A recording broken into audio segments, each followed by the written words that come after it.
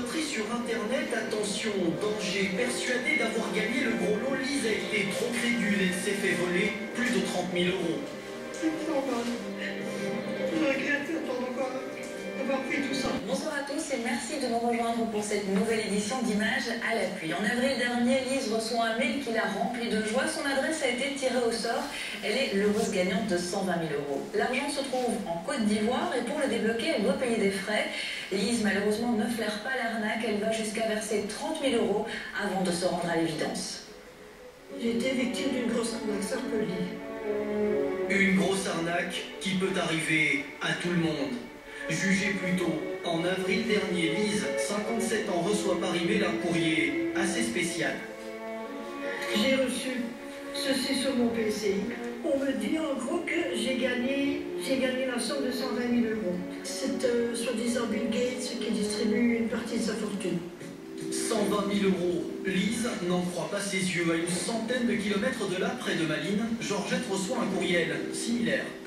J'ai reçu un mail émanant de la Côte d'Ivoire. C'est un huissier de justice qui a envoyé ça et il m'annonçait une heureuse nouvelle, 350 000 euros de gain.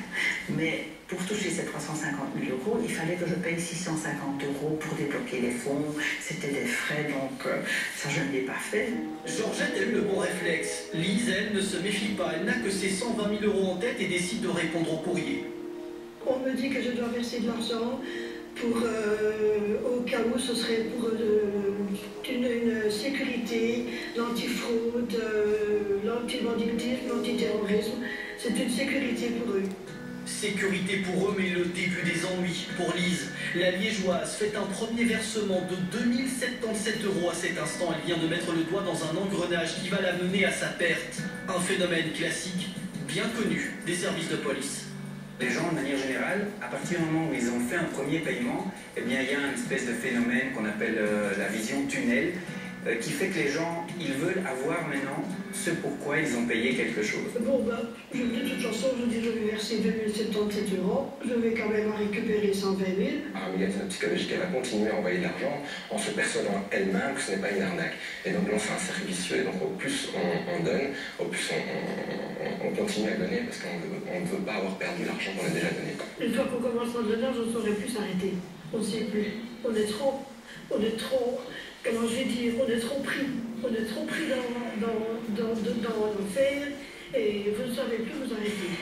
Les arnaqueurs profitent de la naïveté de Lise. Ils lui réclament toujours plus d'argent, invoquant des raisons aussi troubles les unes que les autres. Mais Lise est trop omnibulée par le gain, elle ne flaire pas l'arnaque et paye. Il y a des montants de 500, le plus petit ça a été 531 euros.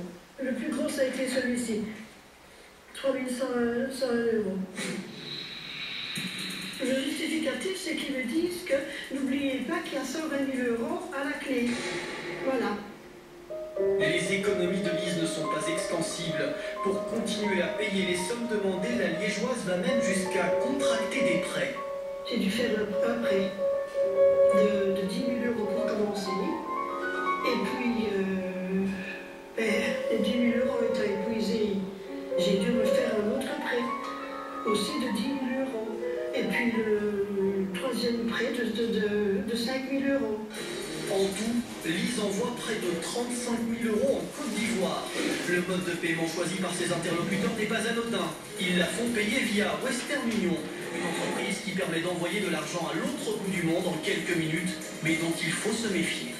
Western Union, c'est vraiment un moyen de paiement à déconseiller entre personnes qui ne se connaissent pas. C'est vraiment un moyen de paiement fait pour des gens qui se connaissent, des gens de confiance. L'employé de la poste m'a dit, faites attention, qu'elle me dit parce que c'est une arnaque. J'ai dit, ne vous tracassez pas, je sais ce que je fais. Et si l'employé de la poste avait raison? Au bout de 3 mois, ne voyant toujours pas le gain arriver sur son compte, Lise doit se rendre à l'évidence. Elle a été victime d'une arnaque, c'est la douche froide. Disons que j'avais plein de projets. Refaire toute la maison convenablement. Retapisser ou repeindre, remettre une douche à l'ensemble de bain. Des rêves qui tombent à l'eau, mais surtout une réalité qui lui éclate en pleine figure. Lise doit maintenant rembourser ses prêts. Elle est redevable de 385 euros par mois durant 7 ans. Et ses chances de récupérer un jour son argent sont quasi nulles.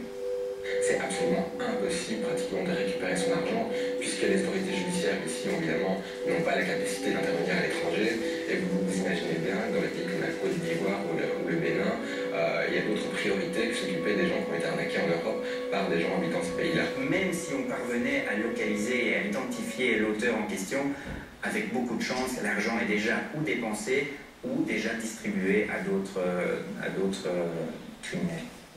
Aujourd'hui, pour faire face à ses dettes, Lise n'a plus d'autre choix que de recommencer à travailler. Je me sens mal. Je regrette maintenant d'avoir fait tout ça. Je le regrette entièrement.